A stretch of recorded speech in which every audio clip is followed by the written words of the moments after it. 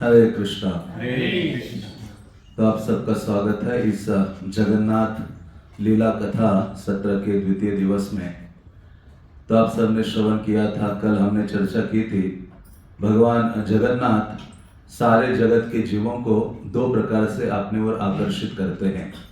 एक है श्रवणे दर्शने आकर्षय सर्वजन, कि भगवान अपनी लीला कथा श्रवण के माध्यम से और दूसरा है अपने दर्शन के माध्यम से जगत के सारे जीवों को अपनी ओर आकर्षित करते हैं। तो हमारे जितने भी सेवा साधना आदि का जो सिद्धि है कि अंततः हमारा ये जो हृदय है वो भगवान की प्रति आकर्षित हो जाए। कृष्ण तो सर्वाकर्षक है, जैसे लोहे पर जंग लगता है उसी प्रकार से हमारी चेतना धूमिल हो गई है, जिसके कारण हम भगवान के प्रति आकर्षित नहीं हो पा रहे हैं। लेकिन जब बारंबार श्रृण्वता श्रद्धया नित्यम, बारंबार जब भगवान की लीला कथा का श्रवण करते हैं तो धीरे धीरे हम भगवान कृष्ण की ओर आकर्षित हो जाते हैं। और इतना तीव्र अनुराग होता है, जिस प्रकार से एक बछड़ा अपने माता गाय की ओर आकर्षित हो जाता है, दौड़ता है गाय के लिए, तो उसी प्रकार से जो जीव है जितना अधिक शुद्ध हो जाता है उतना ही अधिक भगवान की ओर आकर्षित हो जाता है। और भगवान की ओर आकर्षित होने का अर्थ क्या है? भगवान के नाम, रूप, गुण, लीला और धाम, ये 5 चीजें भगवान से अभिन्न है, साक्षात भगवान ही है। इन 5 चीजों के प्रति उसका आकर्षण बहुत अधिक तीव्र हो जाता है। इसलिए शास्त्र कहते हैं कि ऐसा जो उन्नत भक्त है उसकी सदा भगवान नाम गाने में रुचि होती है। नाम गाने सदा रुचि, अव्यर्थ कालत्वम आदि का वर्णन किया गया है। तो इसलिए भगवान ये विभिन्न प्रकार के अवतारों में आते हैं, नाना प्रकार की लीलाएं प्रकट करते हैं और व्यासदेव उन सारी लीला कथाओं का लिखित रूप हमें प्रदान करते हैं। इसको कहा गया है ब्रज लीला कहानी, कि भगवान अपनी लीला प्रकट करते हैं, व्यासदेव उसका रिकॉर्डिंग करते हैं और उस रिकॉर्डिंग को हम सारे लोग श्रवण करते हैं, पठन करते हैं, अध्ययन करते हैं और जिसके द्वारा परम लाभ हम प्राप्त करते हैं और भगवान की ओर आकर्षित हो जाते हैं। तो इस प्रकार से कल हमने भगवान जगन्नाथ जी का जो धाम है, जगन्नाथपुरी है, वो कितना अद्भुत और विशाल और भगवान को प्रिय धाम है, उसके बारे में हमने चर्चा की थी। क्योंकि धाम के बारे में श्रील प्रभुपाद कहते हैं जीव को अपने परिवार के साथ धाम आदि में गमन करते रहना चाहिए। क्योंकि उससे क्या होता है, महाभारत तो ये वर्णन करता है कि एक गृहस्थ व्यक्ति को साल में 2 बार तीर्थों का धाम का भ्रमण करना चाहिए। महाभारत में बहुत लंबा लिस्ट है गृहस्थ के कर्तव्य का, उसमें इसका वर्णन आता है कि क्यों जाना चाहिए। क्योंकि साधारणतया हमारा स्वाभाविक आसक्ति अपने घर, परिजन, वस्तुएं, स्थान आदि के प्रति प्रगाढ़ हो जाता है और आसक्ति ही हमारे सारे दुखों का कारण है।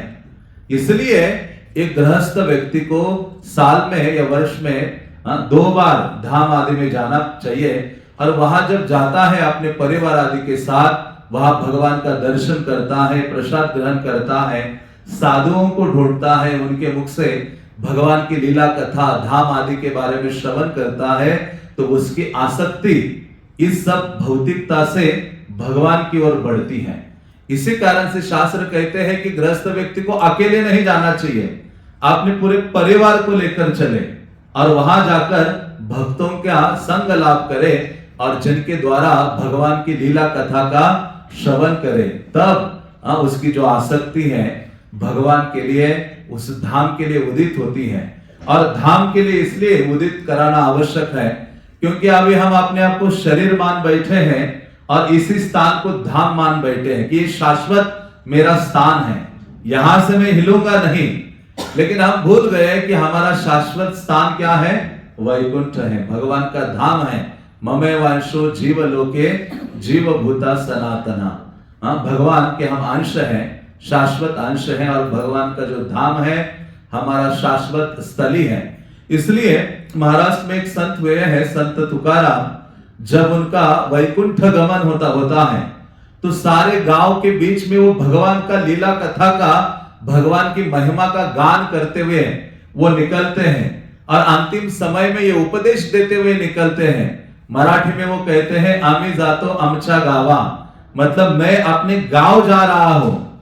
वो तो यहाँ ही पुणे के पास ही उनका गांव था, उसी गांव में है, लेकिन वो कह रहे कि मैं अपने शाश्वत निवास स्थल जा रहा हूं, वो मेरा असली गांव है, भगवान का जो धाम है।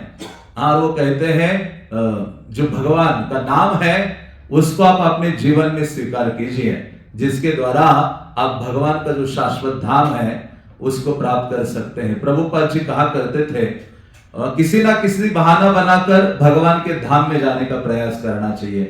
प्रभुपाद कहते कि जैसे नारद मुनि हैं, नारद मुनि तो बहाना ढूंढते थे द्वारका जाने के लिए, अन्य अन्य धामों में जाने के लिए कुछ ना कुछ बहाना क्रिएट करते थे और वहां जाकर भगवान से मिलते थे, भक्तों से मिलते थे, भगवान का गुणगान आदि करते थे। तो इसी प्रकार से धाम में जाने से क्या होता है, कृष्ण चेतना जो हमारी मलिन कृष्ण चेतना है, तो चेतना है वो शुद्ध होने लगती है बहुत तीव्रता से, और भगवान की सेवा के प्रति जो हमारा अनुराग है, भावना है, वो और प्रगाढ़ हो जाती है और भगवान के नाम रूप गुण लीला आदि का श्रवण करने के लिए हृदय सदैव लालायित हो उठता है। इसलिए प्रभुपाद कहा करते थे भक्तों को धाम की यात्रा भी करते रहना चाहिए। तो इसी प्रकार से ऐसा ये जगन्नाथपुरी धाम है जो श्रील प्रभुपाद आदि ने हमें इंट्रोड्यूस किया है, प्रदान किया है, क्योंकि आचार्य की कृपा से ही भगवान की महिमा या भगवान की धाम की महिमा से हम अवगत होते हैं। तो ऐसे प्रभुपाद की विशेष अनुकंपा है जिन्होंने सर्वप्रथम, बल्कि इस आंदोलन के सर्वप्रथम जो विग्रह है वो कौन है, जगन्नाथ बलदेव सुभद्रा है। भक्ति सिद्धांत सरस्वती ने एक लेक्चर में कहा था कि एक समय आएगा कि ये जो जगन्नाथ जी हैं वो फ्लाइट से विदेशों में चले जाएंगे और जब वहां स्थापित हो जाएंगे तो उसके बाद गौड़ियों के जो नाथ है गोपीनाथ, मदन मोहन, गोविंद देव, ये अन्य अन्य स्थानों में प्रकट होंगे। वो कहते हैं कि जगत का जो कल्याण है तब तक नहीं हो सकता जब तक लोग जगन्नाथ जी को स्वीकार ना करें, क्योंकि जगन्नाथ जी बहुत उदार विग्रह है। श्रील प्रभुपाद ने उनकी स्थापना की और कोई ऐसा विशेष उत्सव नहीं था, साधारण रूप से उनको स्थापित किया। उन्होंने कहा जगन्नाथ जी तो सबकी सेवा स्वीकार करने के लिए तैयार है, चाहे वो वृद्ध है, बालक है, स्त्रियां है, कोई भी है, किसी भी प्रकार का व्यक्ति क्यों ना हो, अधम पतित आदि, इसलिए जगन्नाथ को पतित पावन कहा जाता है। तो प्रभुपाद ने कहा जगन्नाथ जी की सेवा सरल है, उनको थोड़ा धूप आदि अर्पित करो। किसी ने पूछा प्रभुपाद जी नए नए थे सारे, कितनी बार घुमाना है? प्रभुपाद ने कहा जब तक थक नहीं जाते हो तब तक जगन्नाथ जी को आरती घुमाते रहो। और प्रभुपाद को पूछा कि जगन्नाथ जी को क्या अच्छा लगता है? प्रभुपाद ने कहा उनको बाहर सैर करना अच्छा लगता है, घूमना अच्छा लगता है। प्रभुपाद ने कहा जगन्नाथपुरी एक धाम है, वहां जगन्नाथ जी कभी कभी बाहर निकलते हैं और वो अपने चैरियट पर बैठते हैं और बाहर घूमने के लिए जाते हैं, विहार करने के लिए। तो प्रभुपाद जी गए किसी अन्य जगह और जब बाद में आकर देखे कि जगन्नाथ जी है नहीं वहां, तो भक्तों को पूछा कहां चले गए हैं? तो किसी ने कहा प्रभुपाद जी आपने कहा था उनको घूमना अच्छा लगता है, तो उनको सी बीच में जाकर ऐसे लेटा दिया था, जैसे लोग वहां सनबाथ करने के लिए लेटते हैं, उन्हीं के साइड में उनको रखा था। तो प्रभुपाद ने कहा ऐसे नहीं लाना है उनको, उनका एक टाइम है ट्रैवलिंग करने का, घूमने का। तो इस प्रकार से जगन्नाथ जी बहुत दयालु विग्रह है और बहुत सरल है, उनकी सेवा आदि है। तो ऐसे जगन्नाथ जी प्रकट हुए हैं केवल इस कलियुगा के पतित अधम जीवों के कल्याण के लिए, और वास्तव में वो ऐसे विग्रह हैं। इसलिए ये आंदोलन सबसे जो पतित से पतित व्यक्ति है उनके लिए है। पतित पावन हेतु तव अवतार, चैतन्य महाप्रभु के लिए नरोत्तम दास ठाकुर कहते हैं। बल्कि जगन्नाथ को पतित पावन कहा जाता है। आप यदि जगन्नाथपुरी जाते हो तो जगन्नाथ जो देवालय है उसके बिल्कुल बाहर रोड पर ही भगवान जगन्नाथ का अकेले विग्रह है, फेस है। तो उन्हीं को स्पेशली पतित पावन कहा जाता है। और जब ऐसे कहते हैं कि जगन्नाथ जी बलराम, सुभद्रा और सुदर्शन के व्यतिरिक्त अकेले जहां होते हैं वो और ज्यादा दयालु होते हैं, उनको दधि वामन कहा जाता है। तो इस प्रकार से ऐसे पतित पावन जगन्नाथ जी हमें पावन करने के लिए अवतरित हुए हैं और सारे जगत का कल्याण के लिए। और केवल इसका कारण कौन है? एक भक्त है। इसलिए आप देखेंगे जगत का कल्याण करने के लिए एक भक्त काफी है। चैतन्य महाप्रभु के भक्तों के बारे में कहा गया है कि ब्रह्मांड तारिते शक्ति धरे जने जने। मैं चैतन्य महाप्रभु के भक्तों के बारे में क्या वर्णन करूं? एक एक भक्त इतना शक्ति संपन्न है कि सारे ब्रह्मांड का उद्धार करने का सामर्थ्य अपने में रखता है। इसका उदाहरण हमारे समक्ष है, श्रील प्रभुपाद जी हैं। तो ऐसे जो महान आचार्य या वैष्णव गण होते हैं वो अपने कल्याण की चिंता नहीं करते, वो सदैव दूसरों के कल्याण की चिंता करते हैं। इतना उदार हृदय उनका होता है क्योंकि वो महात्मा है। और भगवान कहते हैं ऐसे जो महात्मा गण है दैवी प्रकृति में आश्रिता, मेरी जो आध्यात्मिक प्रकृति है दैवी प्रकृति के आश्रय में है, आह्लादनी शक्ति के आश्रय में है। इसी कारण से जगत का कल्याण करने के लिए वो सदैव तत्पर रहते हैं। और ऐसे ही एक भक्त के कारण भगवान जगन्नाथ जी प्रकट हुए हैं और उनका नाम क्या है? महाराज इंद्रद्युम्न। क्या नाम है? महाराज इंद्रद्युम्न। बल्कि हर रथ यात्रा के समय हम महाराज इंद्रद्युम्न के बारे में सुनते हैं। लेकिन जगन्नाथ जी केवल प्रकट हुए हैं, उनके हृदय में दर्शन की जो लालसा थी, भगवान को देखने की जो चाह है, लालसा है, जिसके कारण भगवान इस विशेष रूप में प्रकट हुए हैं।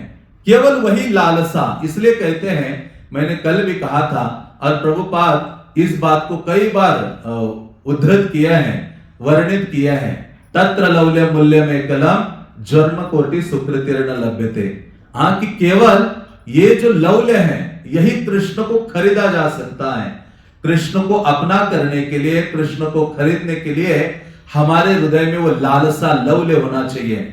भगवान को जानने के लिए, समझने के लिए, उनके बारे में श्रवण करने के लिए, उनकी सेवा करने के लिए, उनका कृपा का वितरण करने के लिए, कृष्ण भावना दूसरों तक पहुंचाने के लिए वो लालसा होनी चाहिए। और जब भगवान किसी जीव के अंदर ये लालसा देखते हैं तो भगवान सारी योग्यता, सामर्थ्य उसे प्रदान करते हैं।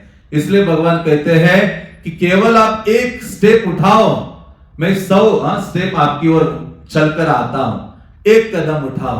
भगवान जगन्नाथ जी के तो कई लोग कहते हैं अरे उनके तो चरण नहीं है, लेकिन भगवान तो दौड़ते इतना है।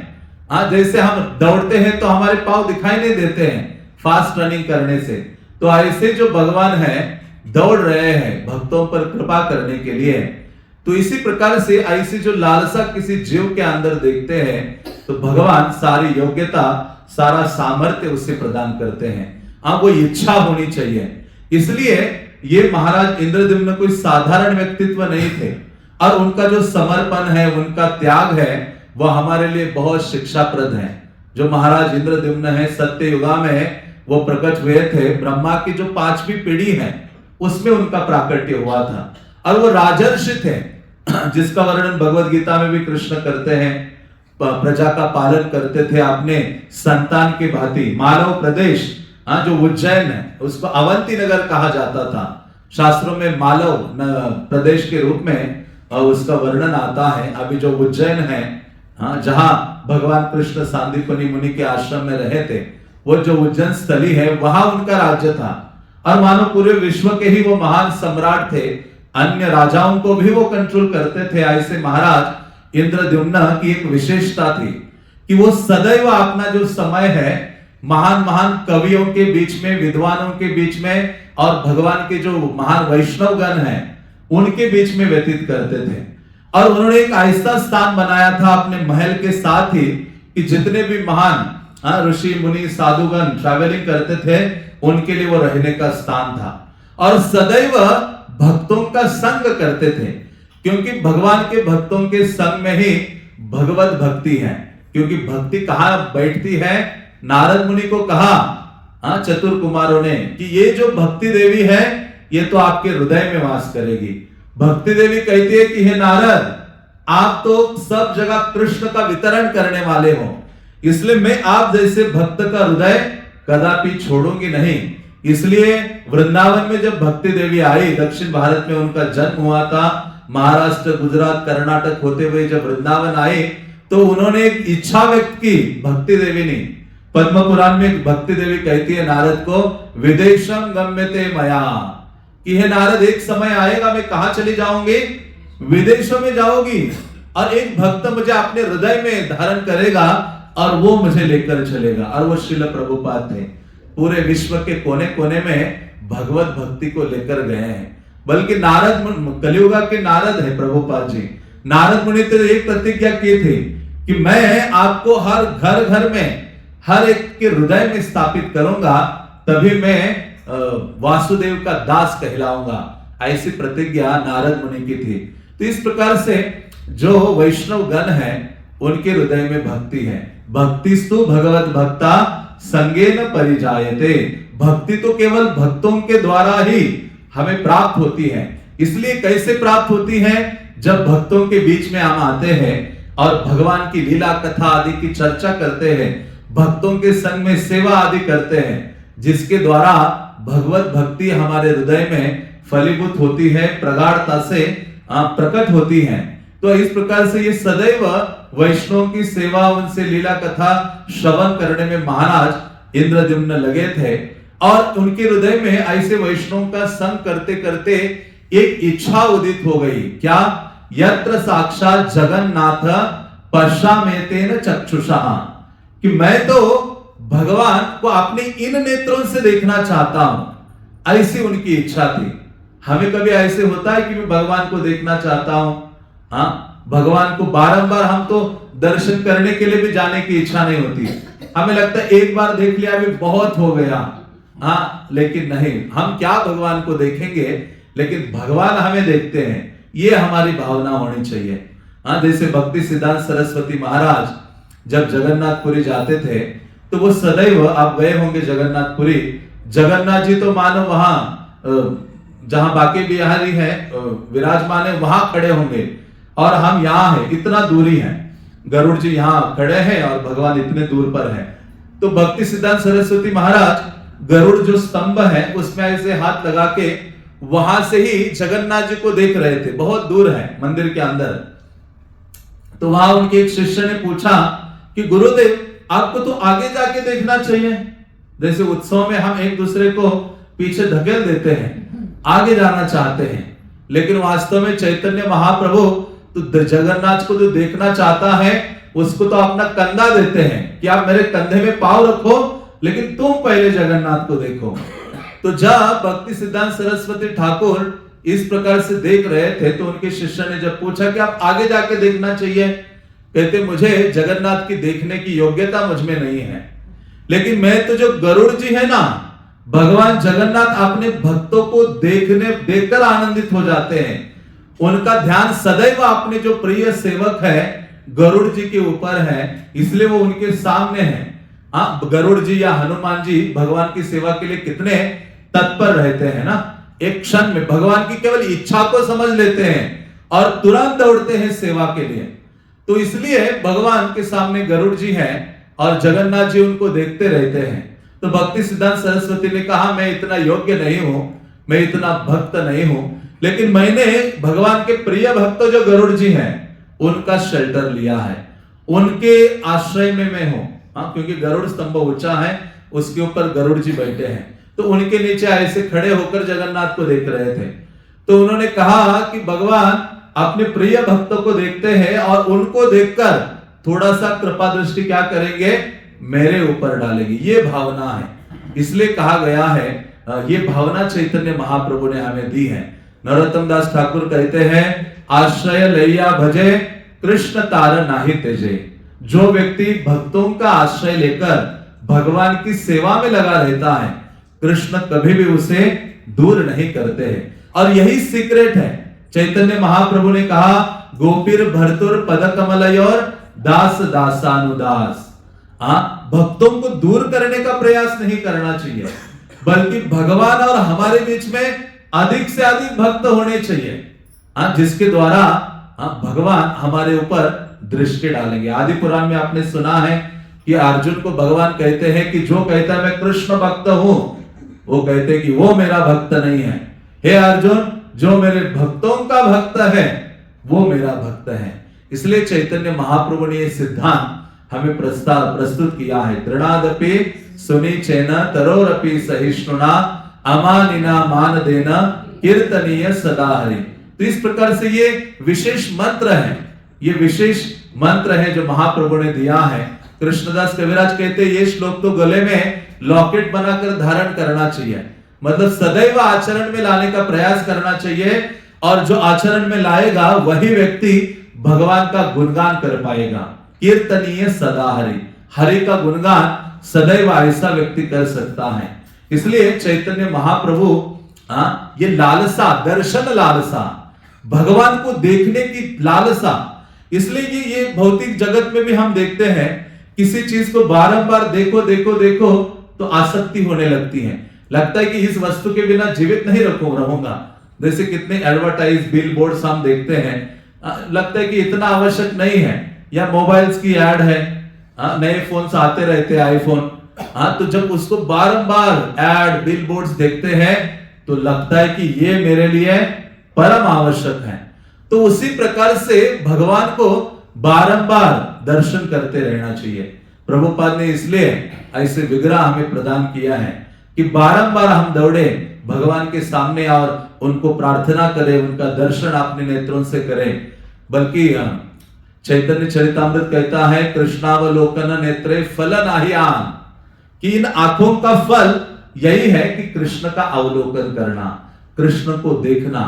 तो ऐसी लालसा महाराज इंद्रद्युम्न के हृदय में थी, और वो लालसा के कारण ही भगवान जगन्नाथ का प्राकट्य होता है।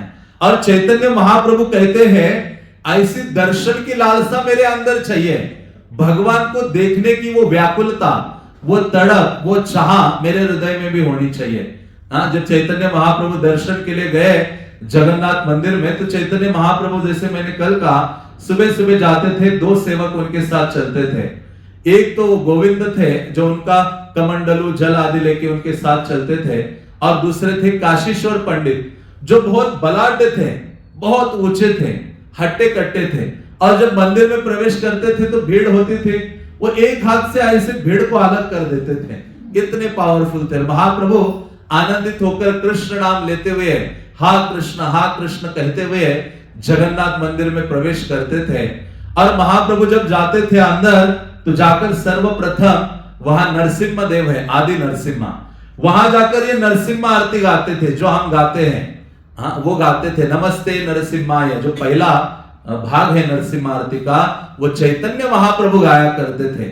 क्योंकि नरसिम्हा आरती में दो अलग अलग भाग जिनको इकट्ठा किया गया है, तो महाप्रभु वो गाते थे और जाकर जगन्नाथ का दर्शन करते थे। और इतनी भीड़ होती थी, एक दिन महाप्रभु दर्शन के लिए ऐसे खड़े हो गए, गरुड़ जी के पास खड़े हुए, गरुड़ स्तंभ पर ऐसा एक हाथ रखा और जगन्नाथ को देख रहे थे।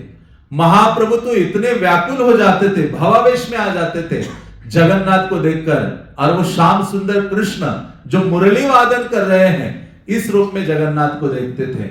और जब उन्होंने देख रहे थे, भीड़ थी, तो एक जो वृद्ध माता जी है वो भी दर्शन के लिए बहुत व्याकुल हो रही थी। वो ढूंढ रही थी कहां जगन्नाथ को, कहां से घुसू जगन्नाथ को देखूं, कहां ऊपर उठो जगन्नाथ को देखूं। तो उन्होंने एक हाथ से गरुड़ स्तंभ पकड़ा, एक पाव जो है अपना, महाप्रभु खड़े थे उनके कंधे में रखा, और एक पाव थोड़ा सा ऐसा गरुड़ स्तंभ का जो स्तंभ है उसको लगाकर हाथ पकड़कर ऐसे देखने लगी ऊंचाई से। तो और महाप्रभु का ध्यान भी जगन्नाथ की ओर है, वो माता जी बहुत व्याकुलता से देख रहे थे। तो उस समय महाप्रभु का जो सेवक है गोविंद, उन्होंने जब देखा ये क्या हो रहा है, महाप्रभु के तो चरण स्पर्श करते हैं, ये माता जी तो सीधा कंधे में पांव रखकर आराम से जगन्नाथ को देख रही हैं। तो वो चिल्लाया, उन्होंने कहा कि अरे डांट लगाई कि उतर, आप नीचे उतरो। चैतन्य महाप्रभु ने उनको डांटा, कहा अरे आदिवश्या, उनको कहा कि तुम कैसे व्यक्ति हो। हाँ, तो महाप्रभु ने उनको डांटते हुए कहा, कहते उनको आराम से देखने दो, जगन्नाथ को देखने दो।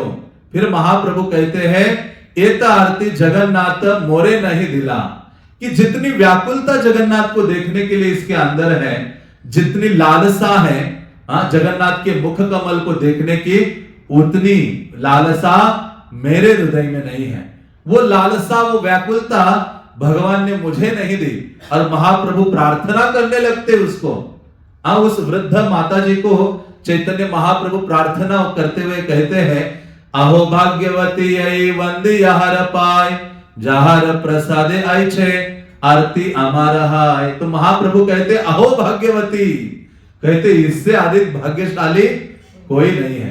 वास्तव में महाप्रभु ने चैतन्य चरितामृत में कई लोगों को भाग्यवान कहा है, और माधवेंद्रपुरी को 3-4 बार भाग्यवान बोला है, और एक व्यक्ति को तो बहुत महत्वपूर्ण भाग्यवान कहते हुए महाप्रभु कहते हैं।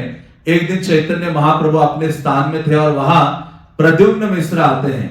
वो कहते कि हे महाप्रभु, महाप्रभु, कृष्ण कथा मुझे सुननी है, आप मुझे कृष्ण कथा सुनाओ। तो वो कहते हैं, महाप्रभु कहते हैं, आमी कृष्ण कथा नहीं जानी, मैं कृष्ण कथा नहीं जानता, लेकिन मैं एक व्यक्ति को जानता हूं जो कृष्ण कथा जानता है, और वह रामानंद राय। महाप्रभु कहते हैं, जिसका कृष्ण कथा श्रवण करने के लिए ये भावना जागृत हो गई है, महाप्रभु कहते हैं तुम सबसे ज्यादा भाग्यशाली हो, क्योंकि कृष्ण के बारे में सुनने की इच्छा तुम्हारे हृदय में जागृत हुई है। महाप्रभु ने कहा, त्रिभुवन में तुमसे अधिक भाग्यशाली व्यक्ति कोई नहीं है। ये महाप्रभु कहते हैं।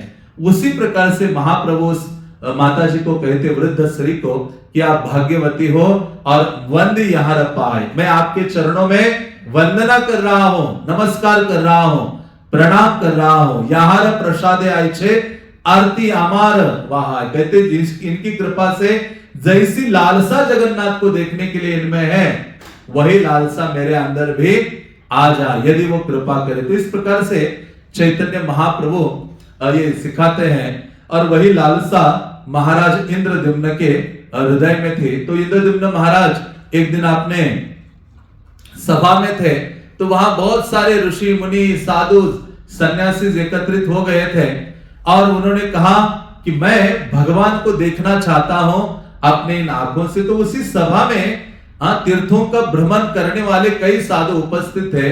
उनमें से एक साधु खड़ा हो जाता है।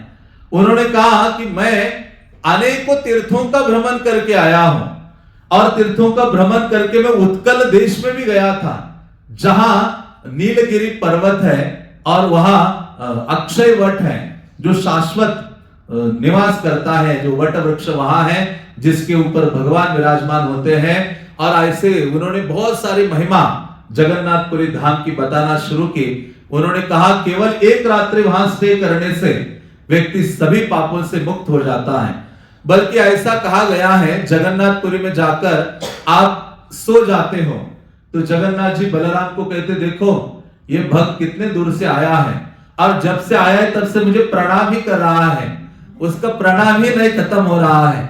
तो मतलब वहां आप लेट भी जाओ ना जगन्नाथपुरी में, तो जगन्नाथ क्या स्वीकार करते हैं? उसे प्रणाम के रूप में स्वीकार करते हैं।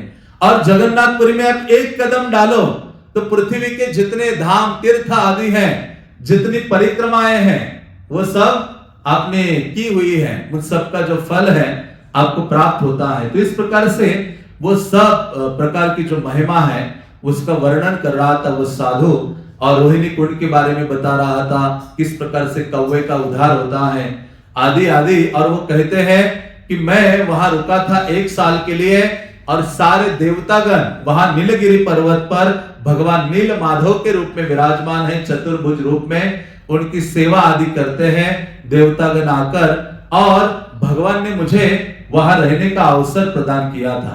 तो इस प्रकार से वो महिमा का गान कर रहा था, और उन्होंने कहा कि वहां रहने के कारण मैं जहां जहां भ्रमण करता हूं वहां वहां भगवान को मैं देख पाता हूं, भगवान के प्रति मेरी जो आसक्ति है वो बढ़ गई है। तो इस प्रकार से वो कहते हैं कि हे राजा, मैं आपसे प्रार्थना करता हूं कि आप सदैव कृष्ण का स्मरण करो और कृष्ण के नामों का उच्चारण करो, उन्होंने कहा कि मैं इसलिए नहीं आपको ये सब कह रहा हूं कि मेरे इस उपदेश के द्वारा मुझे कुछ धन प्राप्ति होगी, मेरी भौतिक इच्छाएं या धन आदि आप मुझे दोगे, इसलिए वो साधु कहता है कि मैं इसलिए नहीं बता रहा हूं। कहते हैं कि मैं चाहता हूं क्योंकि आपके हृदय में भगवान की लालसा है, और उस लालसा की पूर्ति होती है जब आप सदैव भगवान नाम का, हरि नाम का उच्चारण करते हो और कृष्ण का जो स्मरण है वो करते रहते हो। तो वो जो साधु था उसी सभा में खड़ा था और खड़ा होकर ये सब वर्णन किया धाम का, नील माधव का उसी क्षण प्रकट हो जाता है। स्कंद पुराण कहता है अंतर्धान जगा माशु राजा परम विस्मिता, कि सभी के सामने वो जो सन्यासी या साधु है वो अप्रकट हो जाता है। वहां जैमिनी ऋषि कहते वो साधारण साधु नहीं था। जगा माशु मतलब वो तो साक्षात भगवान ही थे, उस साधु के रूप में आए थे, क्योंकि इनकी इच्छा भगवान को देखने की थी, इसलिए उनको मार्गदर्शन करने के लिए आए थे कि आप अपने इस नेत्रों से भगवान को देखना चाहते हो तो आपको कहां जाना पड़ेगा, नीलगिरी जाना पड़ेगा, नीलाचल धाम जाना पड़ेगा, जो जगन्नाथ जी का शाश्वत धाम है। तो राजा तुरंत खड़े हो जाते हैं और सबको संबोधित करते हुए कहते हैं कि मुझे तो ये जो मोक्ष पुरुषार्थ है उसे प्राप्त करना है, और कौन है आप में से जो मेरी सहायता कर सकता है, भगवान को मैं देखना चाहता हूं। तो राजा का जो मंत्री था उसका जो भाई था विद्यापति, जिनके बारे में आपने सुना है, तो ऐसे विद्यापति भगवान के महान भक्त थे। तो विद्यापति तत्पर हो गए जाने के लिए, उनको ये सेवा मिली भगवान का ये धाम ढूंढने की। तो विद्यापति उस सेवा को स्वीकार करते हैं, एक रथ को लेते हैं और वो निकल पड़ते हैं, और जैसे निकल पड़ते भगवान के धाम को ढूंढने के लिए, भगवान के उस विग्रह को ढूंढने के लिए, तो अपने मन में सदैव भगवान की महिमा का विचार करते रहते हैं। इसलिए शास्त्र कहते हैं जब हम किसी धाम तीर्थ आदि में जाते हैं, तो पद्म पुराण में वर्णन आता है कि निरंतर भगवान की चर्चा करते हुए जाना चाहिए या हरि नाम का उच्चारण करते हुए जाना चाहिए। पद्म पुराण में तो यह वर्णन आया है कि आप द्वारका धाम जाते हो तो कहते आपकी जीवा से हरे कृष्ण महामंत्र का उच्चारण करना चाहिए। हरे कृष्णा कृष्णा कृष्णा हरे हरे, जोर से राम राम हरे हरे। तो ऐसे जो विद्यापति हैं वो निकलते हैं, अहो में सफलम जन्मा सुकल्या शर्वरी चमे द्रक्षामि यद भगवतो मुख पद्म अघापहम। कहते कि कितना मेरा सौभाग्य है, मेरा जन्म सफल हो गया कि मैं ऐसे परम भगवान को देखने जा रहा हूं। मुख पद्म अघापहम, जिनके मुख कमल को देखने मात्र से सारी जो पाप राशि है वो विनष्ट हो जाती है। इतना विचार करते हुए भगवान का स्मरण करते हुए जा रहे थे। वो कहते हैं कि ऐसे परम भगवान को मैं देखने के लिए जा रहा हूं जिनको प्राप्त किया जाता है श्रवण आदि भक्ति के द्वारा, और जो जीवन की आसक्ति को काटने वाले हैं, और जो श्रुति स्मृति के लिए भी अगोचर हैं, जिनके नाम कीर्तन से भगवत धाम प्राप्त हो जाता है, जिनके चरणों में ही सारे सुख संपदा है, जिनके रोमकूप से सारे ब्रह्मांड उत्पन्न होते हैं, ऐसे परम भगवान को मैं देखने जा रहा हूं और उन भगवान को अपने नेत्रों का रत्न बनाऊंगा। ऐसे विद्यापति कहते हैं मैं रत्न बनाकर रखूंगा। वास्तव में यही आभूषण है। कानों का आभूषण क्या है? कृष्ण कथा। क्या आभूषण है? कृष्ण कथा। जितना ये कान लालायित हो जाए, कृष्ण कथा सुनने के लिए व्याकुल हो जाए, वही आभूषण है। जैसे वृंदावन की गव्य है, कृष्ण जब बांसुरी का वादन करते हैं तो उनके कान उसी दिशा में ऐसे जाते हैं, इधर है तो दोनों कान इस डायरेक्शन में हो जाते हैं। तो उसी प्रकार से कानों का आभूषण कृष्ण कथा है। आंखों का आभूषण क्या है? कृष्ण दर्शन है, बारंबार भगवान को देखना। और जिह्वा का आभूषण क्या है कि भगवान के नामों का, भगवान की लीला कथा का सदैव वर्णन करते रहना। हमारे आचार्यगण थकते नहीं थे, वो कहते थे यही तो है। भक्ति सिद्धांत सरस्वती कहा करते थे कृष्ण कथा इज लाइफ। कृष्ण कथा ही क्या है? जीवन है हमारा।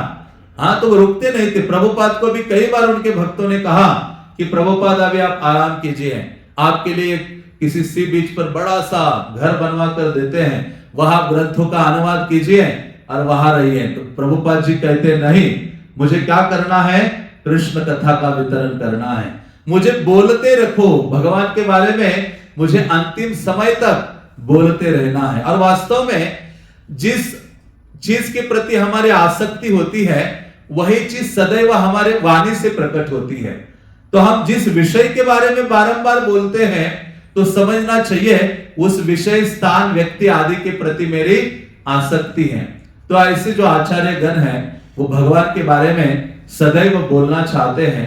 हाँ, तो उसी प्रकार से ये जो विद्यापति है वो कहते हैं भगवान को मैं अपने आंखों का रत्न बनाऊंगा और भगवान का दर्शन करने के लिए मैं अपने आप को प्रस्तुत करूंगा। तो जो विद्यापति है वो, क्योंकि ये अवंती जो उज्जैन है वो मध्य प्रदेश में आता है, वहां से पूरा भ्रमण करते करते वो उत्कल प्रदेश में पहुंचे, ओडिशा में। वहां महानदी है, सारे नदियों में बड़ी है महानदी, विशाल पात्र है, कई किलोमीटर का उसका पात्र है। तो ऐसे वहां पहुंचते हैं और उसमें स्नान आदि करते हैं। उसके बाद वो भुवनेश्वर पहुंचते हैं। भुवनेश्वर एकाम्र क्षेत्र है। एकाम्र मतलब वहां एक विशाल आम था, कई किलोमीटर बड़ा उसकी छाया थी। और वो एकाम्र क्षेत्र शिवजी और पार्वती का निवास स्थल है। उस एक आम्र, उस वृक्ष के नीचे शिवजी बैठते हैं और पार्वती देवी को कथा सुनाते हैं। इसलिए आइडियल जो हस्बैंड वाइफ है वो कौन है, शिवजी है और पार्वती है। वो अन्य चर्चाएं नहीं करते। पार्वती के पास प्रश्नों का भंडार है और जो शिवजी है वैष्णवानाम यथा शंभु, वो तो कथा के भंडार है। हाँ, इसलिए वो थकते नहीं है। शिवजी सदैव भगवान का गुणगान करते हैं। आप जितने भी पुराण देखेंगे, चाहे हम स्कंद पुराण से वर्णन कर रहे हैं, इसके भी वक्ता शिवजी हैं।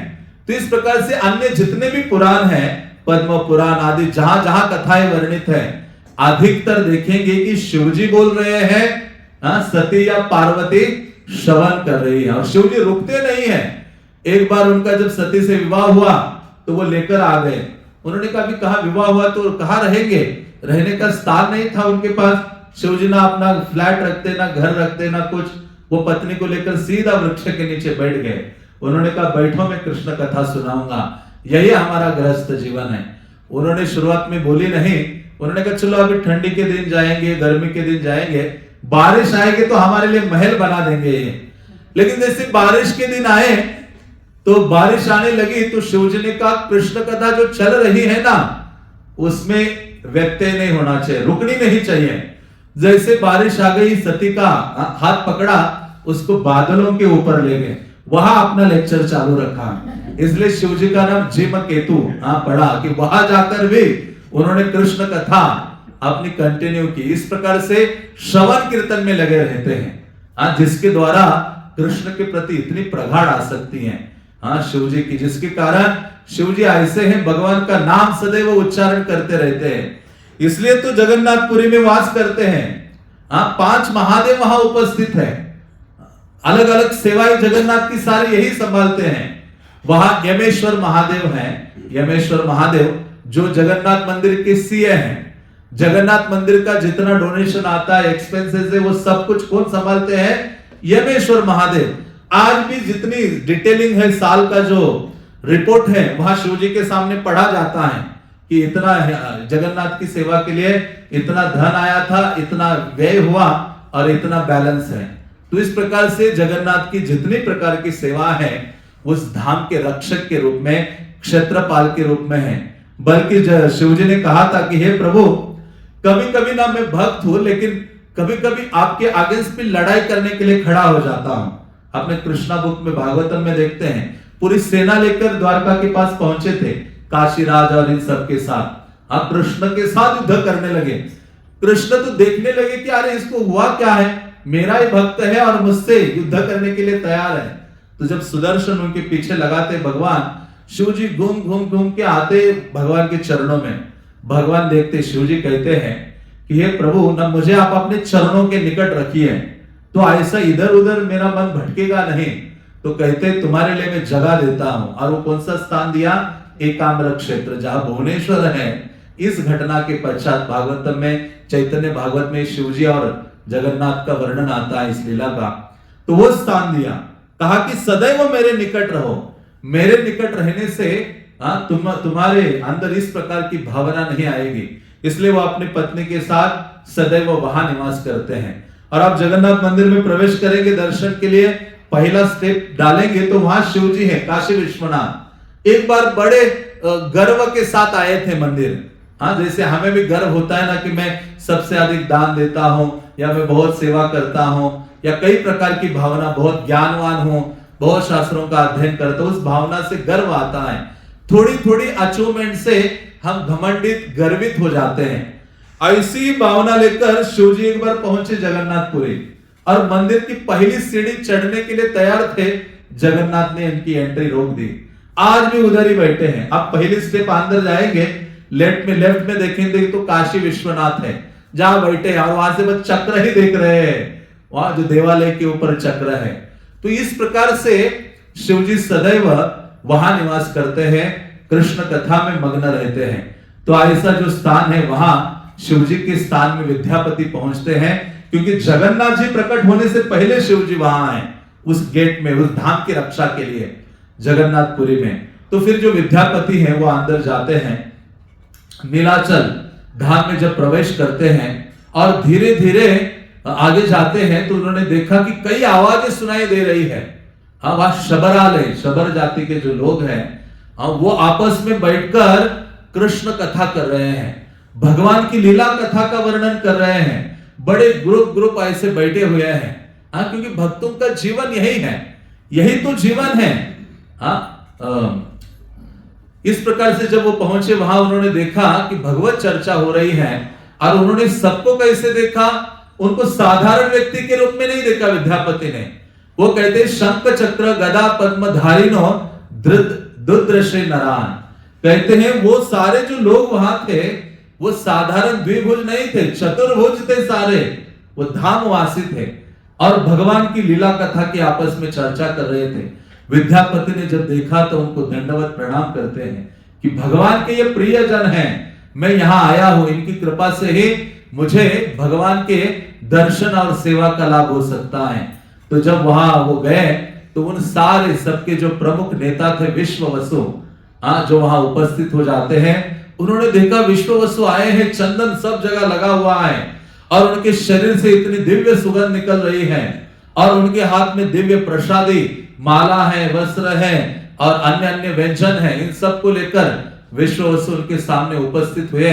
तो विद्यापति ने उनको भी प्रणाम किया और उन्होंने कहा आप हमारे अतिथि हो, आप ब्राह्मण हो, आप हमारे घर में निवास कीजिए। तो वहां उनका स्वागत आदि करते हैं, उनको भोजन आदि देते हैं। और उनकी जो पुत्री थी ललिता, जो वो कहते हैं कि आप इनकी सेवा में लगे रहो, बल्कि पुराणों में ललिता आदि का वर्णन नहीं आता, लेकिन लोकल जो वर्णन है उड़ीसा के कई अन्य ग्रंथों में ललिता आदि इस चीज का वर्णन आता है। लेकिन पुराणों में सीधा कहते हैं कि विद्यापति गए, विश्ववसु से मिले और विश्ववसु को अपने हृदय की बात बताई कि मैं आया हूं, भगवान नील माधव के बारे में मैंने सुना है और इंद्रद्युम्न महाराज के हृदय में ये लालसा है, जिसके कारण मैं आया हूं, और आप जानते हैं तो मुझे ले चलिए। तो वो कहते, पुराण कहते हैं कि डायरेक्ट विश्ववसु उनको लेकर जाते हैं। लेकिन लोकल जो ग्रंथ है वो वर्णन करते हैं कि उनकी पुत्री थी ललिता, जो सेवा करने लगी और सेवा के द्वारा उनको आसक्ति हुई, जिनके कारण उनका विवाह होता है। और प्रतिदिन देखते हैं विद्यापति कि घर में इतने अच्छे व्यंजन आ रहे हैं, जब भी उनके पिता आते हैं अंदर तो घर ऐसे महक उठता है। तो विद्यापति ने ललिता को पूछा ये कहां जाते आपके पिता? तो बताना नहीं चाह रही थी, लेकिन बताया अपने पति को कि वो इस नीलाचल पर्वत के ऊपर भगवान नील माधव है, उनकी सेवा करते हैं, पूजा आराधना करते हैं, देवतागण अलग अलग व्यंजन बनाकर लाते स्वर्ग से और भगवान को अर्पित करते, वही प्रसाद हमारे पिता यहाँ लेकर आते हैं। तो विद्यापति ने कहा मुझे भी उनको बोलो ले चलो। तो फिर उनको ले जाया जाता है। आपने सुना है कि उनकी आंखें बांधी जाती है, सरसों के बीज वो लेकर डालते हुए जाते हैं। तो पुराण इस प्रकार से वर्णन नहीं करते, लेकिन जब विद्यापति को ले गए तो विद्यापति जब गए तो वो अवाक हो जाते हैं, नील माधव के सौंदर्य को देखकर मूर्छित हो जाते हैं, भगवान को देखकर, और उनकी सेवा करने लगते हैं। उनको प्रार्थना करने लगते हैं। वहां जो रोहिणी कुंड था उसमें स्नान आदि करते हैं, हरि नाम का उच्चारण करते हैं, दर्शन करते हैं लंबे समय तक, और भगवान का जो प्रसाद है वो प्राप्त करते हैं। विद्यापति कहते हैं विष्णु निर्माल्य भोगेन क्षीयते पाप सम्मति, कि भगवान का जो प्रसाद है उच्छिष्ट है, यदि हम प्रतिदिन ग्रहण करते रहते हैं तो शरीर में आदि, क्योंकि शरीर तो पापों का ही निवास स्थान है, जिसके पास ये शरीर है भौतिक शरीर, वो पापी व्यक्ति है। हम इसी कारण से भौतिक शरीर है। तो कहते हैं कि विष्णु निर्माल्य भोगेन क्षीयते पाप सम्मति, कि भगवान का ये निर्माल्य ग्रहण करने से, चाहे वो प्रसाद के रूप में हो, भगवान ने जो माला धारण की है उसको स्वीकार करने से सारे पाप ताप आदि है, अमंगल है, वो हमारे हृदय से निकल जाते हैं। इसलिए तो उद्धव भगवान कृष्ण को कहते हैं कि मैंने आपकी माया पर विजय प्राप्त करने का रहस्य जान लिया है। और क्या था, उद्धव ऐसे थे कि कोई भी कभी नई चीज उन्होंने कभी स्वीकार नहीं की। उद्धव एकमात्र व्यक्ति थे, द्वारका में जब कृष्ण भोजन करते थे, कृष्ण के पास किसी को बैठने के लिए अलाउड नहीं था, केवल एक व्यक्ति वहां बैठे रहते थे, वो थे उद्धव। और उद्धव ही थे जो भगवान का प्रतिदिन उच्छिष्ट ग्रहण करते थे, भगवान के पुराने वस्त्र वही धारण करते थे, भगवान के जो निर्माल्य माला आदि ये सब धारण करते थे, भगवान ने जो यूज किया है वही धारण करते थे प्रसादी के रूप में, जिसके कारण उद्धव कहते हैं आपके माया से मुझे भय नहीं है। ये सीक्रेट, ये रहस्य मैंने सीख लिया है। तो इस प्रकार से जो विद्यापति है वो भगवान का दर्शन करके आते हैं और फिर राजा को कहते हैं कि महाराज इंद्रद्युम्न इनका दर्शन की लालसा है। तो विश्वावसु ने कहा, जैसे ये बोला तो बहुत बवंडर आंधी तूफान आने लगा, और विश्वावसु समझ गए कि भगवान नील माधव अभी अप्रकट होने वाले। वो जानते थे कि ब्रह्मा के जो 50 साल है उस समय तक ये नील माधव की आराधना ब्रह्मा करेंगे, और बचे हुए जो परार्ध है उनके बचे हुए 50 साल है उसमें भगवान अपने नए रूप में प्रकट होने वाले हैं। और वो रूप कौन सा है, जगन्नाथ देव के रूप में। ब्रह्मा जी उनकी आराधना उस रूप में करेंगे। तो ये वो जानते थे। तो अचानक इतना तूफान आंधी आता है और भगवान क्या होते हैं, अप्रकट हो जाते, बल्कि भगवान की माला अपने साथ लेते विद्यापति नीचे आते हैं और निकलते वापस आते अवंती में, और यहां तो भगवान अप्रकट हो गए थे। विश्वावसु रोने लगे जोर जोर से, व्याकुल होने लगे कि हे प्रभु आपकी सेवा से मैं अलग हो गया हूं। भगवान ने उनको कहा चिंता नहीं करो, मैं अलग अपने रूप में प्रकट होने वाला हूं, उस समय तुम मेरी सेवा अपने पूरे परिवार और समाज के साथ करोगे। तो इस प्रकार से जब विद्यापति वापस आते हैं महाराज के पास, इंद्रद्युम्न महाराज के पास, महाराज गदगद होते हैं और उनको बिठाते हैं, और जब वो माला लेकर देखा भगवान नील माधव की, तुरंत लेकर सूंघने लगते हैं, गले में धारण करते हैं, विद्यापति को प्रणाम करते हैं कि आप मेरा मार्गदर्शन करोगे भगवान के दर्शन के लिए। तो जब ये हो रहा था तो उसी समय नारद मुनि का आगमन होता है, क्योंकि जहां भी भगवान की ओर जाने की इच्छा हमारे हृदय में होती है, भगवान भक्तों को हमारे जीवन में भेज देते हैं। किसी ना किसी प्रकार से भक्त आते हैं, ग्रंथ आते हैं, विग्रह आता है, प्रसाद आता है, सब कुछ हमारे जीवन में आने लगता है और हमें मार्गदर्शन करता है कृष्ण की ओर ले जाने के लिए। तो इस प्रकार से जब नारद आते हैं, नारद का सेवा करते हैं, उनके चरण धोते हैं और उनको कहते मेरा परम सौभाग्य है कि आपका आगमन हुआ है, तो आप क्या कीजिए, हे नारद मुनि आप मेरा मार्गदर्शन कीजिए। तो नारद मुनि भक्ति के बारे में सब कुछ उनको सुनाते हैं, अनन्य भक्ति आदि के बारे में बताते हैं। और दूसरे ही दिन महाराज इंद्रद्युम्न नीलाचल धाम की ओर निकलते हैं। जैसे वो निकलते तो पूरे राज्य के जो लोग थे उन्होंने देखा कि हमारा राजा निकला है, रानी आदि के साथ महल आदि का त्याग करके केवल भगवान को देखने के लिए। इसलिए कहते हैं भगवान को देखने के लिए सब कुछ निछावर करने के लिए तत्पर होना चाहिए। तो ऐसे ये निकले तो रानियों ने कहा हमें महल में रह के क्या करना है, आप जा रहे भगवान का दर्शन करने, हम भी निकल रहे हैं। प्रजाजनों ने कहा हम भी यहां नहीं रहेंगे, हम भी निकलेंगे आपके साथ। तो सभी लोग निकले जगन्नाथ का दर्शन करने के लिए। और जाते हैं ओडिशा के पास महानदी के तट पर नारद मुनि के साथ पहुंचते हैं, स्नान आदि करते हैं। ओडिशा का जो राजा था इंद्रद्युम्न का स्वागत करने के लिए आता है और उनको पूछते हैं मैं नील माधव का दर्शन के लिए आया हूं। हाँ, वो कहते हैं अरे नील माधव तो अप्रकट हो गए। ये सुनकर वहां इंद्रद्युम्न मूर्छित होते हैं। नारद मुनि कहते हैं आप चिंता मत करो, आप चलो आगे चलते हैं। तो आगे जाकर एकाम्र क्षेत्र जो भुवनेश्वर है वहां शिव जी का दर्शन करते हैं और शिव जी का जब दर्शन करते हैं शिव जी प्रकट होकर इंद्रद्युम्न को कहते हैं कि आप जैसा भक्त इस जगत में दुर्लभ है।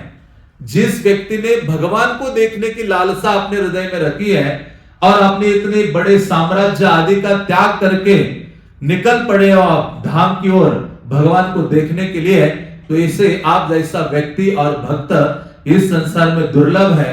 और शिव जी कहते मैं ये आशीर्वाद देता हूं कि आपकी जो इच्छा है भगवान के दर्शन की उसकी पूर्ति होगी। और फिर वो नीलाचल में पहुंचते हैं तो कई सारे अशुभ लक्षण प्रकट होते हैं। नारद मुनि उनको जिस स्थान में नील माधव उस वटवृक्ष के नीचे थे विराजमान वहां लेकर जाते हैं और उस स्थान को नारद मुनि कहते देखो यही वो स्थान है जहां भगवान नील माधव चतुर्भुज रूप में यहां प्रकट थे। और वहां वो स्थान देखने मात्र से उनकी आंखों से आंसुओं की धारा बहती है और गदगद होते हैं, व्याकुल होते, कहते कि मैंने क्या ऐसा अपराध किया कि हे प्रभु मैं आने से पहले आप अप्रकट हो गए। वो अपने आप को कोसने लगे, कहने लगे शायद मैं अत्यधिक पापी पतित या अधम व्यक्ति हूं जिसके कारण भगवान मुझे अपना दर्शन से वंचित कर रहे हैं।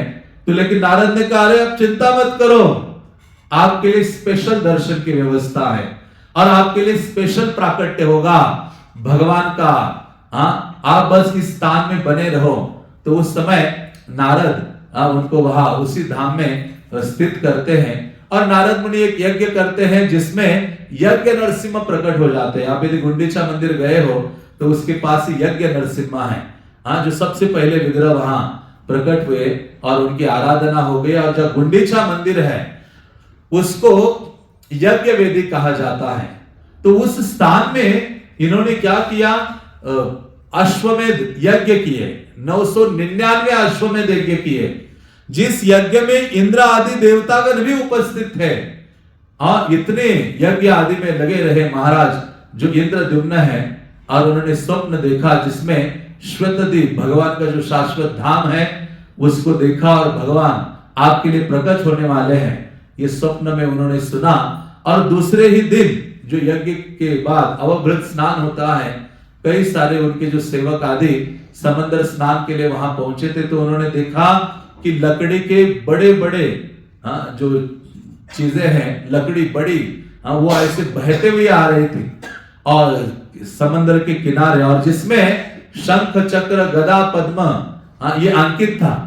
तो ये सब देखा और आकाशवाणी हुई तो जो इंद्रद्युम्न महाराज है उनको नारद मुनि कहते कि आप व्यवस्था करो, उन बड़े बड़े लकड़ी उनको लेकर यहाँ लेके आओ।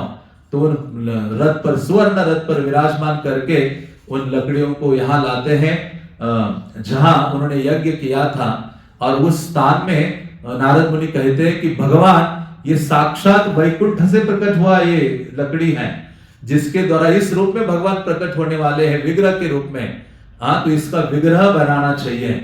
तो कई सारे जो बढ़ई है, जो कारपेंटर आदि है, उनको बुलाया गया। जो भी प्रयास कर रहा था उसकी जो औजार है वो सारे टूटने लगे। तो शास्त्र कहते हैं कि स्वयं भगवान ही प्रकट होते हैं एक कारपेंटर या बढ़ई के रूप में। और वो कहते हैं, बढ़ई कहते हैं कि मुझे 21 दिन का समय चाहिए और मैं अंदर विग्रह का निर्माण करूंगा। एक ऐसा रूम हो जिसके अंदर मैं विग्रहों का निर्माण करूंगा और बाहर आपको आवाजें नहीं आनी चाहिए, बाहर आपको सदैव जोर जोर से कीर्तन करते रहना चाहिए।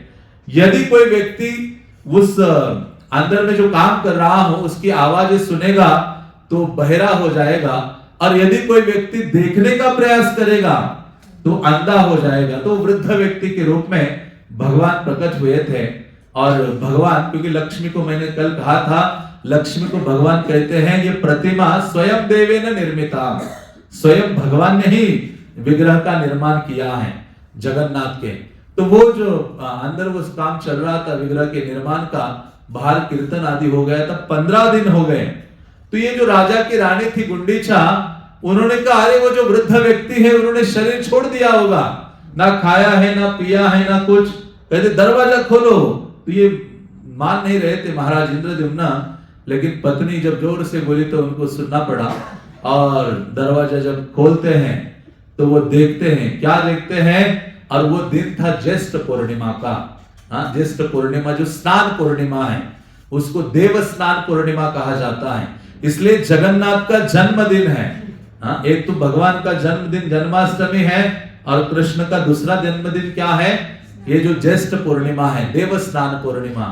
तो भगवान जिस दिन इन्होंने वो दरवाजा खोला और महाराज इंद्रद्युम्न ने देखा कि अरे ये क्या है, ये तो भगवान के आधे विग्रह, आधे अधूरे विग्रह हैं, ना उनके अभी पांव तैयार है, ना उनके हाथ तैयार है, ना कुछ।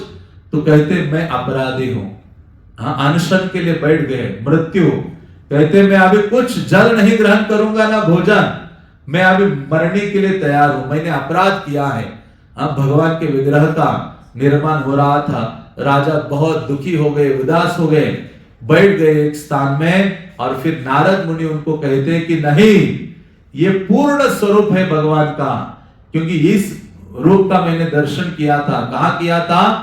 द्वारका में किया था। एक ही व्यक्ति थे जिन्होंने इस भगवान के इस रूप का दर्शन किया हुआ था, जिस रूप में जगन्नाथ बलदेव सुभद्रा है, कोई अन्य ने नहीं किया था। नारद मुनि एकमात्र व्यक्तित्व थे, क्योंकि नारद मुनि ने इंद्रद्युम्न महाराज को कहा कि मैंने इस रूप का दर्शन किया है और भगवान ने मुझे वचन दिया था कि भूतल पर मेरा जो नीलाचल शाश्वत धाम है वहां मैं बलदेव सुभद्रा और सुदर्शन के साथ प्रकट होने वाला हूं। तो नारद मुनि ने वहां जहां ये बैठे थे उधर ही उनको एक कथा सुना दी।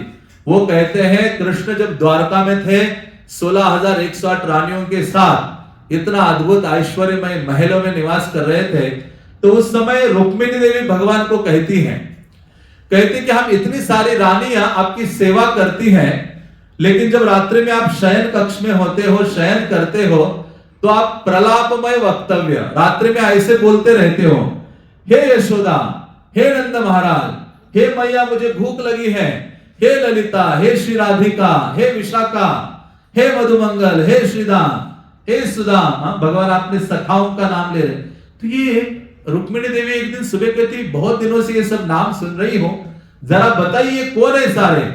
और कई बार देख रही हूं कि पिलो जो तकिया है वो पूरा गीला हो जाता है आपके आंसुओं से। कभी मेरी वेणी खींचते हुए कहते हैं ललिता, हे विशाखा, हे राधिका। कौन है ये सारे पर्सनालिटीज? इनके बारे में तो हमने कभी सुना नहीं है, जिनके आप दिन रात्रि भर नाम लेते रहते हैं। तो ये बहुत बड़ा रहस्यमय। भगवान निकल ही रहे थे अपने सब ऑफिस में मतलब सभागृह में जा रहे थे। हाँ, तो उस समय उन्होंने पूछा था, तो कहते नहीं अभी मेरे पास टाइम नहीं है, इसका मैं आज उत्तर नहीं दे सकता। हाँ, तो इस प्रकार से वो कहते आपको जानना है, क्योंकि भगवान सुधर्मा सभा में निकले थे बलराम आदि के साथ, क्योंकि 16,108 महल है, भगवान हर महल से एक साथ बाहर आते थे और एक रथ खड़ा होता था, वह उद्धव आदि सात्विकी आदि रहते थे और भगवान सब आकर एक हो जाते थे और बैठ जाते थे उद्धव के साथ। और आपने सुधर्मा सभा भवन दिन का जो राजपाट का कार्य है वो करने के लिए निकल जाते थे। तो उस समय उन्होंने कहा आपको जानना है, तो ये रुक्मिणी देवी हे रुक्मिणी देवी आपको जानना है तो आप क्या करो, बलराम की जो माता है, हमारी माता रोहिणी है, उनसे पूछो। तो रुक्मिणी देवी, क्योंकि ये सारी 8 प्रमुख रानियां हैं, तो ये सारी रानियों में प्रमुख है। बल्कि आप देखेंगे ये रुक्मिणी देवी भगवान के 3 अलग अलग रूपों के प्राकट्य का कारण बनी है। रुक्मिणी देवी जब ये सारा सुनती थी रात्रि में, राधिका, वृंदावन, ये सब, तो ये गुस्से में आ गई एक दिन। कहते किसी और से प्रेम करते हैं आप, मैं जा रही हूं आपको छोड़कर। अब उनका मायका कहा था महाराष्ट्र, अमरावती, विदर्भ, नागपुर के पास। वो रुक्मिणी देवी द्वारका छोड़कर अपना रथ लेकर महाराष्ट्र के लिए निकल पड़ी। द्वारकाधीश कृष्ण उनके पीछे भागे और वहां एक स्थान आता है जो पंढरपुर है। हाँ, पंढरपुर सुना है आपने धाम का नाम? वहां दंडकारण्य, वहां एक अरण्य है जहां रुक्मिणी देवी पहुंची। भगवान ने उनको वहां पकड़ा। उन्होंने कहा भी चलो चलो, ये छोटी छोटी चीजों में आप गुस्सा हो जाती हो, चलो वापस द्वारका। कहते नहीं आने वाले आपके साथ। बहुत गुस्से में थी। भगवान ने नहीं आना है, मत आओ, मैं जा रहा हूं। अब वहां एक उनके भक्त थे पुंडलिक, हम उनके पास जा रहा हूं। तो भगवान गए और वो पुंडलिक अपने माता पिता उनके गोद में शयन कर रहे थे और भगवान उनके दरवाजे में आके खड़े हो गए। तो भगवान, तो कोई आए तो जब भगवान आए तो उनको कुछ आसन आदि देना चाहिए, तो कुछ था नहीं उनके पास। और जो वैष्णव उनके गोद में सो रहे हैं अपना सर रखकर, उनको उठा नहीं सकते, तो इसलिए वहां एक ईंट पड़ी थी। उस ईंट, साक्षात इंद्र ही थे उस रूप में, ईंट के रूप में। तो ईंट को ऐसे उठाया पुंडलिक जो भक्त थे, उन्होंने ऐसे फेंका, कहा हे प्रभु, आपको आसन देने के लिए मेरे पास कुछ नहीं है, ये प्रेम पूर्वक प्रदान किया हुआ आसन आप स्वीकार कीजिए। और भगवान जब तक ये वैष्णव शयन कर रहे थे, क्योंकि वैष्णव की सेवा में लगे थे, तो जब तक वो उठे नहीं तब तक भगवान वहां ईंट के ऊपर खड़े हो गए।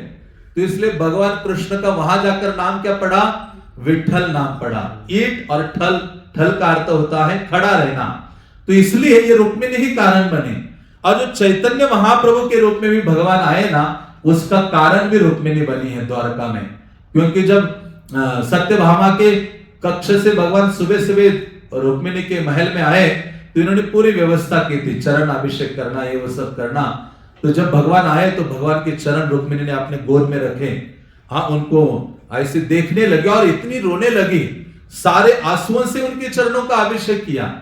भगवान कहने लगे, अरे क्या हो गया रुक्मिणी, मेरे चरणों को देखकर इतनी क्यों आप रो रही हो? कहते आप नहीं जान सकते, इन चरणों में जो सेवा का जो आनंद है ना, आप नहीं जान सकते।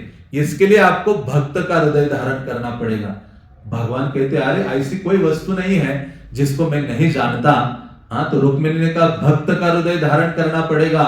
तो भगवान कहते और बताओ कौन से भक्त का हृदय? हाँ, तो भगवान रुक्मिणी देवी नाम लेती है, चैतन्य मंगल में बड़ा कथा है।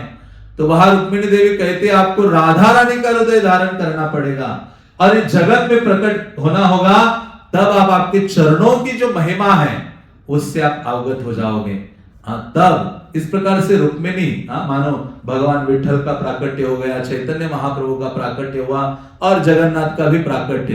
तो रुक्मिणी देवी वहां माता रोहिणी को अप्रोच करती है और उनको कहती है कि इस प्रकार से कृष्ण क्रंदन करते हैं, आप बताइए। तो रुक्मिणी देवी, रोहिणी ने सब ब्रज लीला कहानी, वृंदावन की जो लीला आदि है उसका वर्णन शुरू किया। और वो वर्णन अभी तो समय नहीं है, मैं समय हो गया है, संक्षेप में कहता हूं। तो रुक्मिणी देवी ने जब ये रोहिणी माता को बोला, तो रोहिणी माता ने कहा कि मैं सुनाऊंगी, लेकिन दरवाजे में आप में से किसी को खड़ा होना चाहिए, क्योंकि वृंदावन की जब मैं चर्चा करूंगी, कृष्ण बलराम अपने आप को रोक नहीं सकते, वो दौड़कर आ जाते हैं। जहां वृंदावन चर्चा होती है, जब उनकी चर्चा होती है, तो कोई रानी तैयार नहीं थी कि लेक्चर छोड़ के मैं कहां दरवाजे में खड़ी होंगे। तो उस समय सुभद्रा वहां से गुजर रही थी। तो रानियों ने कहा, हे सुभद्रा, सुभद्रा इधर आओ। सुभद्रा को कहा, देखो आप खड़ा हो सकती हो दरवाजे में थोड़ी देर, आपके भाई लोग आएंगे ना यहाँ, तो थोड़ा हमें बता देना कि वो पहुंचे हैं। आपको हम सुंदर सी साड़ी देंगे, पट्टा वस्त्राई से कई चीजें वर्णन है कि क्या क्या आपको देंगे गिफ्ट, बस आप वहां खड़ी हो जाओ। तो सुभद्रा खड़ी हो जाती है। और कैसे खड़ी होती है? जैसे कभी कभी पिताजी ऑफिस से घर आते तो छोटा बच्चा दरवाजा रोकता है ना, एक हाथ ऐसा, दूसरा ऐसा, पाव इधर, दूसरा पाव इधर, ऐसी सुभद्रा माता खड़े हो गई। और जब इन्होंने वृंदावन का वर्णन शुरू किया, उन्होंने कहा, हे रानियों, आपने 50 साल हुए थे, इतनी सेवा की, लेकिन भगवान का आकर्षण आपके प्रति नहीं है, क्योंकि आपके हृदय में अखंड प्रीति नहीं है। आपका हृदय पूर्ण रूपे न कृष्ण के लिए नहीं है। आपके हृदय के 12 टुकड़े हुए हैं, क्योंकि आपके 10 पुत्र हैं, एक कन्या है और फिर एक कृष्ण है। तो ऐसे आपका हृदय 12 भागों में बटा हुआ है। लेकिन ब्रजवासियों का ऐसा नहीं है। ब्रजवासियों के पुत्र परिजन आदि के प्रति कोई प्रीति नहीं थी। सारी प्रीति किसके लिए थी? कृष्ण के लिए। इसलिए तो ब्रजवासीगण भगवान को अपने प्रेम से बांध देते हैं, इसलिए ब्रजवासी सर्वश्रेष्ठ हैं। इस कारण से ऐसी बहुत सारी चीजें उन्होंने वर्णन की। उन्होंने कहा कि हम भगवान को सारा ऐश्वर्य देते हैं, रुक्मिणी कहती है, लेकिन भगवान तो हमसे आकर्षित नहीं है। ये वृंदावन के लोग क्या अर्पित करते हैं? उन्होंने कुछ नहीं, भगवान को बस अपना हृदय दिया है, सेवा की पूर्ण भावना है। हाँ, इस प्रकार से जब ये सब वर्णन किया, क्योंकि भगवान का स्वभाव है, यत्र गायन्ति मद भक्ता तत्र तिष्ठामि नारद। जहां भगवान की चर्चा होती है, भगवान दौड़कर वहां आते हैं। तो उस समय बलराम ये सुधर्मा सभा में थे, तो दौड़कर वहां आ गए और दरवाजे में आते तो सुभद्रा देवी ऐसी थी। तो बलराम और जगन्नाथ जी कृष्णा ऐसे खड़े हो गए और वो खड़े होकर अंदर जो कथा हो रही थी भगवान सुनने लगे, क्योंकि भगवान अपनी कथा से बहुत अधिक प्रीति रखते, इतनी मधुर है कि भगवान को भी आकर्षित करती है। इसलिए तो भगवान की ऐसी माधुर्य है भगवान का, क्योंकि भगवान इतने सौंदर्यवान हैं। हाँ, जैसे भगवान द्वारका में अपने महल से गुजर रहे थे तो एक पिलर था, पिलर में ऐसे जा रहे थे तो पिलर की ओर देखा तो एक पुरुष नजर आया। कृष्ण ने कहा चमत्कारी का पुरुष, ये कौन सा इतना सुंदर पुरुष है, खुद को ही देख रहे हैं, अपने आप से आकर्षित हो जाते हैं। उसी प्रकार से अपनी कथा से कृष्ण इतने आकर्षित हो जाते हैं और इतना गंभीरता से सुनने लगते हैं। सुभद्रा भी सुन रही थी वृंदावन की कथा, बलराम जी कृष्णा, और सुन सुनकर उनका दिव्य उन्माद, दिव्य प्रेमा भाव अपने भक्तों के प्रति प्रकट होता है, महाभाव प्रकट होता है, जिसके कारण कृष्ण के जो हाथ हैं वो अंदर जाने लगते हैं, चरण अंदर जाने लगते हैं, और प्रेम का ये स्वभाव है, आंखें क्या हो जाती है, विस्तारित, बड़ी हो जाती है। और ऐसा ही हो गया सबका, तीनों का, और ऐसे तीनों वहां उस गेट में खड़े हैं और सारा उनका ध्यान अपने भक्तों के प्रति है, और अंदर वहां कृष्ण कथा हो रही है, वृंदावन का वर्णन हो रहा है। और जब ऐसे हो रहा था उसी समय नारद मुनि पहुंचते हैं, क्योंकि नारद मुनि के पास एक वीणा है, देवदत्त वीणा, कृष्ण ने उनको दिया था, और वो जहां जहां जाते हैं नारद मुनि बाजा वीणा राधिका रमन नामे। तो नारद मुनि वहां आए, नारद मुनि ने यह रूप देखा, नारद मुनि जोर से चिल्लाए, मैंने देखा, मैंने देखा, मैंने देखा। तो जैसे कृष्ण ने सुना ना, फिर नॉर्मल रूप में आ गए। वो देखते, नारद तुमने क्या देखा? कहते आपका ये जो विशेष रूप है ना, ये हमने देखा है आज। नारद मुनि एकमात्र ऐसे व्यक्तित्व थे जिन्होंने भगवान के इस रूप को देखा, और कृष्ण इतने आनंदित हो गए, नारदा आप बताओ क्या चाहिए? तो उन्होंने कहा कि आप अपना ये जो रूप है भूतल पर प्रकट कीजिए जीवों के कल्याण के लिए। हाँ, तो उन्होंने कहा नीलाचल धाम मेरा होगा, हाँ, मैं जगन्नाथ के नाम में जाना जाऊंगा, जगन्नाथपुरी धाम में मेरा क्या होगा, प्राकट्य होगा। हाँ, जगन्नाथ बलदेव सुभद्रा और सुदर्शन के संग, और वहां मेरी आराधना होगी और सब मेरे दर्शन और प्रसाद आदि से लाभान्वित होंगे। तो इस प्रकार से नारद मुनि कारण बने, जिसके द्वारा भगवान इस रूप में प्रकट हुए, और भगवान को देखने की लालसा महाराज इंद्रद्युम्न के हृदय में थी। और जब नारद मुनि ने यह सब कुछ इंद्रद्युम्न को समझाया तो इंद्रद्युम्न शांत हो जाते हैं। फिर भगवान के आदेश से उनको अलग अलग रंग उनको दिया जाता है, और फिर तो वो जो स्थान था जहां भगवान प्रकट हुए वो यज्ञ स्थली थी। और वहां भगवान का जन्म स्थल है, गुंडीचा जो मंदिर है। हाँ, आप गए हो जगन्नाथपुरी, जगन्नाथ जी रथ वहां पहुंचता है, तो भगवान साल में एक दिन अपने जन्म स्थल में पहुंचते हैं जहां उनका प्राकट्य हुआ था। तो उस समय महाराज इंद्रद्युम्न को कहा था कि मेरे लिए 3 रथों का व्यवस्था करो, और मुझे यहाँ रथ से मेरे लिए विशाल देवालय का निर्माण करो, और वहां मुझे स्थापित करो, और मेरे लिए अनगिनत उत्सवों का उत्सव मनाया करो, और मेरी स्नान यात्रा होनी चाहिए, रथ यात्रा, ये सब कुछ भगवान जगन्नाथ ने उनको वर्णित किया था। और भगवान इतने आनंदित हो गए थे महाराज इंद्रद्युम्न की सेवा में, और फिर उनकी स्थापना महाराज इंद्रद्युम्न करते हैं। बहुत विशाल मंदिर का निर्माण किया जाता है। अभी वो मंदिर नहीं है, उसके बाद तो हजारों मंदिर बने। अभी जो मंदिर है वो 1200 साल पुराना मंदिर है। तो वहां जगन्नाथ जी की सेवा पूजा अर्चना होती है। तो जगन्नाथ जी को स्थापित करने के लिए नारद मुनि की आज्ञा से इंद्रद्युम्न महाराज ब्रह्मलोक जाते हैं। ब्रह्मा को कहते आप आइए और भगवान की स्थापना कीजिए। तो गए तो एक मनवंतर चला जाता है, जो मंदिर बनाया था वो भी बालू के अंदर डूब जाता है। और आगे चलकर वहां एक नए राजा होते, राजा गल माधव, और वो जब जा रहे थे अपने घोड़े के ऊपर समंदर के किनारे दौड़ रहे थे, तो घोड़े के पांव में कुछ लगता है और जो घोड़ा गिर जाता है, तो वो देखते हैं, खोदते हैं, तो महाराज इंद्रद्युम्न ने बनाया हुआ वो विशाल मंदिर उस बालुका से निकल आता है बाहर। तो ये राजा गलमाधव जो बाद में थे, वो कहते ये मेरा मंदिर है। तब इंद्रद्युम्न महाराज आते हैं कि मैंने इस प्रकार मंदिर की स्थापना की थी, भगवान के विग्रह भी थे, फिर ब्रह्मा जी के द्वारा उनकी स्थापना करते हैं और इंद्रद्युम्न महाराज कारण बनते हैं जगत की कल्याण के लिए। भगवान जगन्नाथ जी के रूप में प्रकट होते हैं। भगवान जगन्नाथ कहते हैं, महाराज इंद्रद्युम्न आप इतनी मेरी सेवा कर रहे हो, किए हो, आप बताओ क्या प्रदान करूं मैं आपको। कहते मुझे कुछ नहीं चाहिए, क्योंकि भगवान की सेवा के अतिरिक्त भक्त कुछ अभिलाषा नहीं करता है।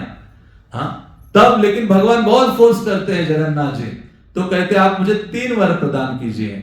क्या है 3 वर? कि पहला वर है कि आप के जो आपका जो देवालय है उसके जो किवाड़ या दरवाजे हैं वो हमेशा के लिए खुले होने चाहिए।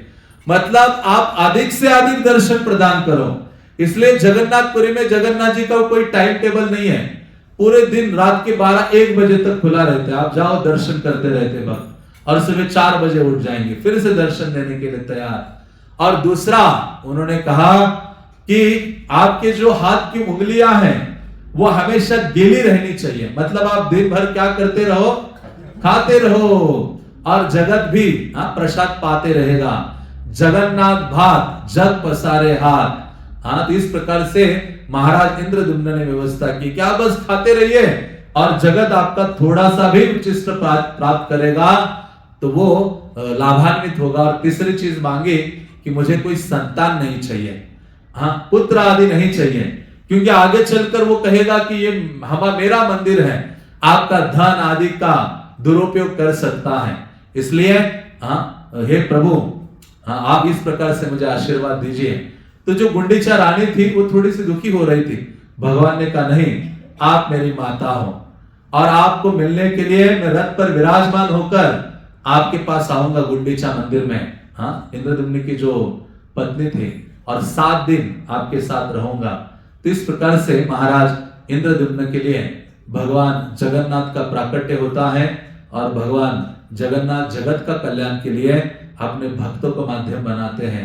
तो इसलिए जितने महान महान भक्त हैं उनकी अनुकंपा है, भगवान उन्होंने हमें प्रदान किया है। इसलिए भक्ति विनोद ठाकुर ने कहा, एकाकी आमार नाही पाए बल, हरि नाम संकीर्तने तुम्हें कृपा करी श्रद्धा बिंदु दिया, बेहद कृष्ण नाम धने।